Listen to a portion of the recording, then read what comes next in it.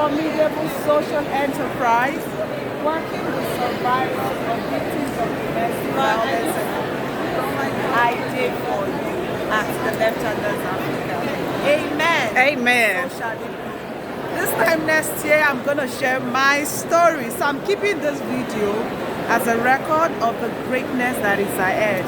Come 2023, we're going to blow it up. Yes, you are going to blow so it up. much, ma'am. I appreciate it. Something really exciting. We are all made to write our vision at the Global Leadership Summit, and I wrote my vision here that I will build a formidable social enterprise working with survivors of victims of domestic violence and abuse.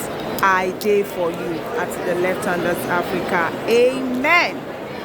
So this is it. Skills and talents. Then they took those leaders and they scanned their brains. Then they had each leader ranked for their leadership qualities. So their leadership abilities by their peers and subordinates. The researchers wanted to know, would those highly effective leaders, did they have different brain scans? Did their brains work differently? And the answer is a resounding yes. They found that the most effective leaders had distinct brain patterns. So much so that they can look at a scan of our brain and tell you with 92% accuracy if you would be rated as an effective leader. The question for me was, what were the brain patterns? What is it that makes an effective leader think differently? How does their brain work? And can we learn those patterns? And again, the answer is about the real stuff. I had no idea that was Captivate, that would turn to success. But what most people don't know when they see the success is that behind every success I've had is many, many failures. Yes. That every failure I have had has led to my successes. And one thing I've learned is that the more I talk about the dark, the lighter it feels. The more we talk about our light, the more we talk about our dark, the more we shine light on that fear. I know it takes courage to ask and answer these questions. And here are my final challenges for you. How do we connect as leaders? Make it a commitment to ask level 2 and level 3 questions to the people who matter to you. Yes. Print and download these questions. Every year on my anniversary, I ask these questions with my husband, all 15 of them, every time. Ask your teammates, your kids, your partners. And most importantly, don't just plan. Don't just think about logistics and the metrics. Move past the small talk. Be brave, be courageous, and it takes courage to connect. And this one really surprised me. They found that the leaders who ranked off the charts for effectiveness had heightened neural activity in the areas for understanding emotion. That really effective leaders use emotions to connect. I think that this is the biggest mistake that leaders make. Good leaders focus a lot on logistics, on planning, on metrics, on revenue. But great leaders, they think about the financials and the metrics and the revenue, but they focus just as much on the connection, on the rapport. The problem is, and this is the challenge that I think we are facing today, we get trapped in logistics. In days of endless video calls, back-to-back meetings, burnout, overwhelm, we cannot seem to get out of the logistics. We don't even know how to connect. So this is my next big question. How do leaders connect? And how do we do it quickly? Again, research has the answer. Researcher Dan McAdams wanted to answer this question. How do we quickly and effectively figure it out everything all at once and take it one small step at a time? All you have to do is make a commitment to starting the process. I'm going to start to figuring out one small thing about myself, and maybe that will help get me a little bit closer to figuring out what I want to do with my life. Oh, wow. In terms of making sure that we're inclusive, to make sure that we are creating the best experience so that everyone in the community can be a part of what's being so inspiring. Exactly. The hard part about being inclusive is if you don't have a diverse array of people around you to help give you the information you need for that possible. So for HBT, of course, they want you to be inclusive. They want to encourage people, but they had no idea how to treat me because they've never experienced that before. You have people around you who are different, who have a vast array of history, a vast array of experiences. That's an education mother load. Take it, enjoy it, breathe it, because the diversity of it all makes huge differences. And that is how things get better, is if you ask questions and we work together as a team, then we can figure out amazing solutions. Oh my goodness. That's so good. Also getting involved. She held a position of great power.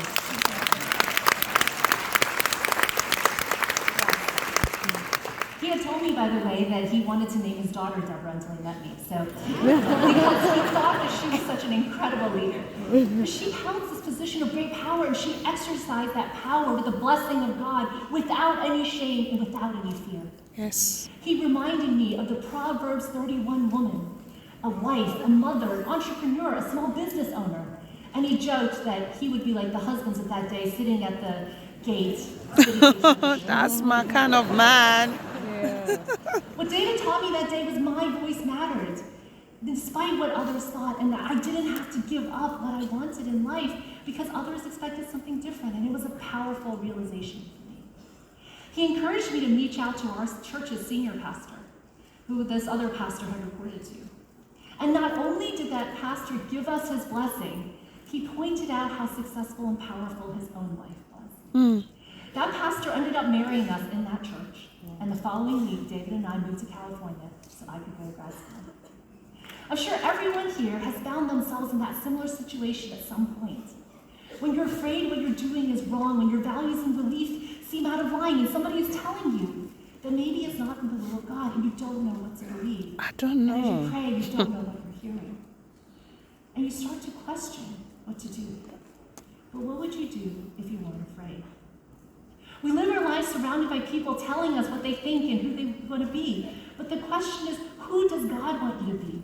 Who is your true, authentic self? So I ask you to ask yourself, what do you really stand for? Who did God create you to be? And let that be your guidestone, and learn to find your voice to seek that out. When I arrived at Intelligence Impact, maybe you want to remember for 30 years to start forging, it started today. So what I did was I crafted a mission for my own life. That I want to leave people better for having met me. That I want to use the skills God blessed me with to connect others and to solve problems in the world. And that mission has translated into my goals, and that goals inform my actions. It is this mission that inspired me over the last decade to mentor over 1,000 strangers and coach them through their career challenges. When I changed roles in 2021, more than 100 of those people actually reached out to me. A story of how we met in some way and how I changed their path. Many of them mentioned the session we had, the meeting we had, where I mentioned some small piece of advice I'd given them, comments I had made. Lose his own soul. You be careful what you wish for, leader. You be careful what you pray for, leader. You be careful what you preach about, leader. I'm telling you, he is the goal. He is the focal point. He is the center. He is the desire. He is the treasure. He is the romancer. He is the wooer. It's him. Let us return again to the feet of Jesus. And let our commendations come from him. Are you weak? Are you weary? Are you burned out? Are you overwhelmed? Are you overdone? Come to me and I'll show you how to take a real rest. Jesus says, for my yoke is easy and my burden is light. And God told me to tell you, that's what preachers do in my church movement. Because none of this counts, because they take the water and they're backing up. So this doesn't count against my time. I'm not even here right now. But God told me always be those who show up, pray, who pitch in. What good is that? The focus now is on a never-ending narrative of hopelessness. Do you see it? The futures that our children have envisioned are being wiped out.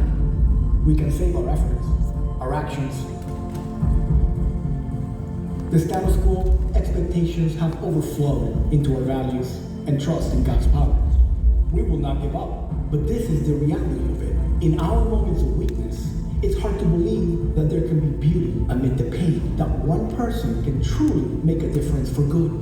And in all of this, no one can doubt being overwhelmed by the growing force, the darkness, the enemy's plans pushing back against the church. Can you see it? We have become powerless in the world. The future, we don't believe that we can change.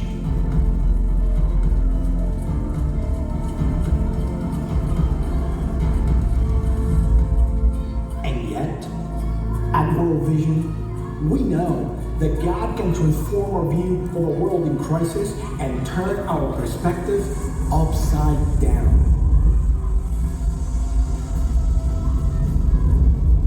We can change the future. We don't believe that we have become powerless in the world. Can you see it? The church pushing back against the darkness? The enemy's plans being overwhelmed by the growing force for encouraging leadership gathering like this. People like Bamshak Dagwar, who escaped terrorism in his homeland of Nigeria, but returned there to build a safe house, rescue children, and share the summit.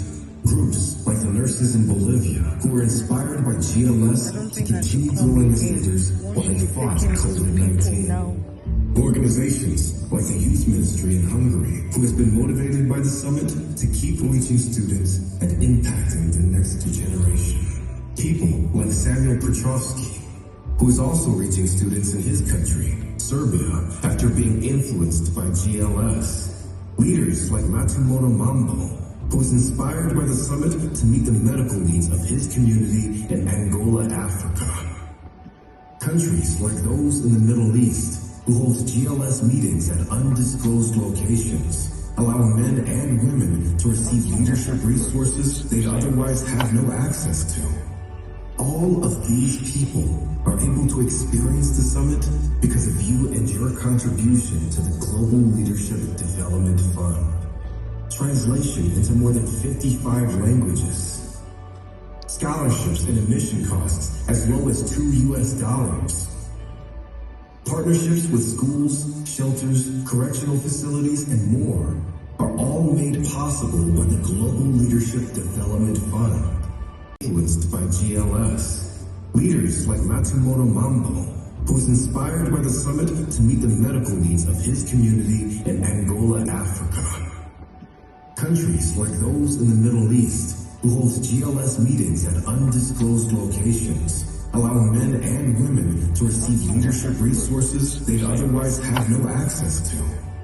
All of these people are able to experience the summit because of you and your contribution to the Global Leadership Development Fund. Translation into more than 55 languages. Scholarships and admission costs as low as $2. Partnerships with schools, shelters, correctional facilities, and more are all made possible by the Global Leadership Development Fund. When you give, you enable more and more people from all over the world to keep growing, persevering, and thriving. You can bring more light to the world through our gifts. Raise your phone if you believe we are stronger together. Raise your light if you think more leaders in the world need to be equipped and encouraged. Keep up your light if you believe the future will be better when we leverage our influence for the good of others. This is our moment to make... To fight, to fit in, to survive. And more than once I had a gun put in my face. It's a miracle that I'm alive.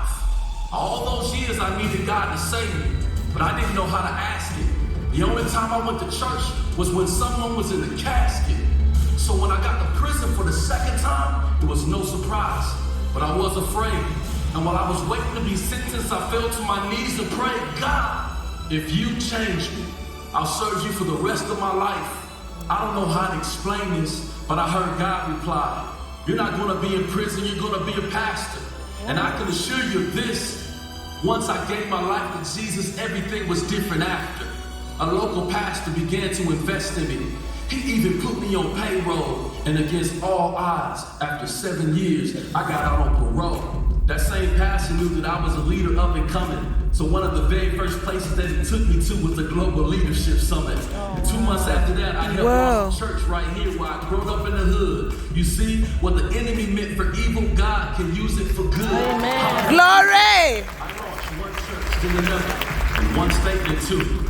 And because we had no money, I started to build a business that made revenue. And that's when I made a discovery. Before long, I witnessed that if you really want to help people in the hood, help them start a business. We've all heard teach a man to fish, the cliche lives on. But what good is it learning to fish if it's not something you own? We want to help people own the pond. That's the mission, the call. That's why we started an incubator and called it Shift Omaha. See, it's a grander vision to empower entrepreneurs to thrive. Many put their faith in Jesus and revolutionize their lives.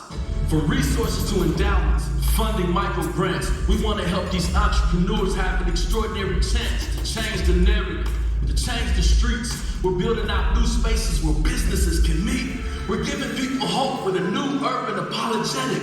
The fastest way to stop a bullet is to help someone start a business. This is my vision to Shift Omaha, my section, North Omaha. See, it's my friend A who now has a hauling company. A is my brother who also got out of prison. He knows there will be another. And my other friend, Alicia, one of the strongest black women who is building her business around trauma-informed care for children.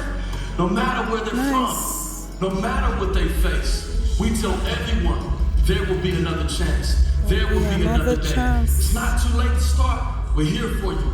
And you can trust us. Taking back control of your future is the ultimate form of justice. Oh, I Shift love Omaha you. has taught that the work is never done. Because after you change one life, there will always be another one. On the pond.